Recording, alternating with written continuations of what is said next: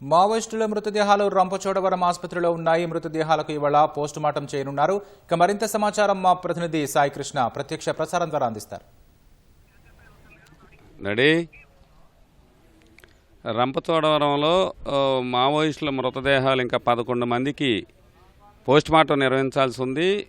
Most wanted Maoist హెడ్మాతో పాటు ఆయన భార్య మడకం రాజే మృతదేహాలకు రాత్రి పోస్టుమార్టం పూర్తి చేసి అర్ధరాత్రి ఛత్తీస్గఢ్లోని ఆయన స్వస్థలానికి పోలీస్ బందోబస్తు మధ్య తరలించారు. సుక్మా జిల్లాలోని పూవర్తి గ్రామానికి వారి మృతదేహాలు చేరుకున్నాయి. ప్రస్తుతం అయితే 2 రోజు వరుస ఎన్కౌంటర్లతో రంపచోడవరం మన్యం దద్దరిల్లింది. పర్యాటక కేంద్రం, ప్రముఖమైన పర్యాటక కేంద్రం ఉమ్మడి తూర్పుగోదావరి జిల్లాలతో పాటు రాష్ట్రంలోనే ఒక పర్యాటక కేంద్రంగా ఉన్న మారేడుమిల్లి అడవుల్లో తుపాకుల మోతమోగాయి. మంగళ బుధవారాల్లో మొత్తం జరిగే ఎన్కౌంటర్లో 13 మంది మృతి చెందారు. ఆ మృతదేహాలన్నీ కూడా రంపచోడవరం ఏరియా ప్రభుత్వ ఆసుపత్రికి తరలించారు. నిన్న 2 మాత్రమే పోస్టుమార్టం పూర్తయింది. ఇవాళ ఇంకా 11 మందికి చేయాల్సి ఉంది. ఇవాళ ఎన్ని పూర్తవుతాయనేది కూడా ఇంకా పోలీసు వర్గాలు వెల్లడించాల్సి ఉంది.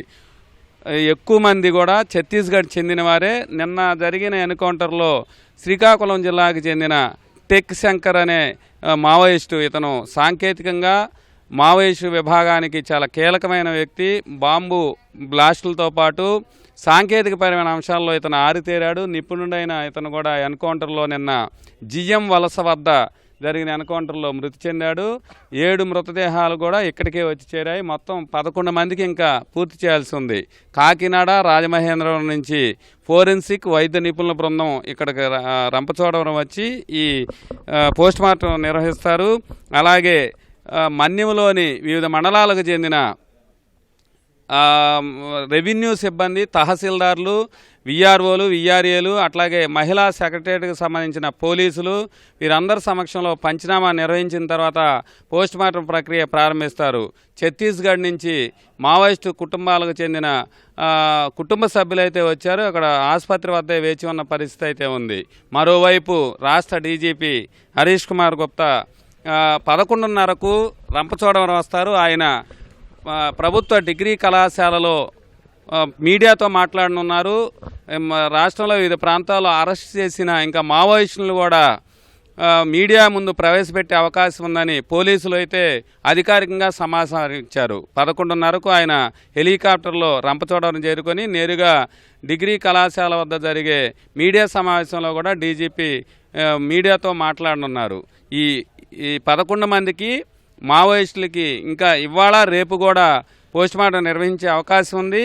ఈ మొత్తం కూడా ఈ ప్రాంతం అంతా మన్యంలో పోలీసు పహరా, ప్రత్యేక బలగాలు అయితే పహరా కాస్తున్నాయి.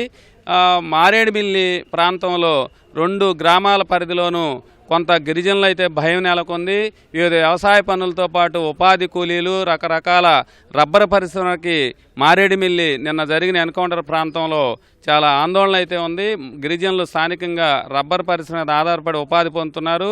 వీరందరూ కూడా కొంత భయం గుప్పిట్లు అయితే ఉన్నారు. ప్రశాంతమైన ఈ ప్రాంతంలో తుపాకుల మోతతో దద్దరిల్లటంతో స్థానిక గిరిజనుల్లో మాత్రం భయాందోళన నెలకొంది.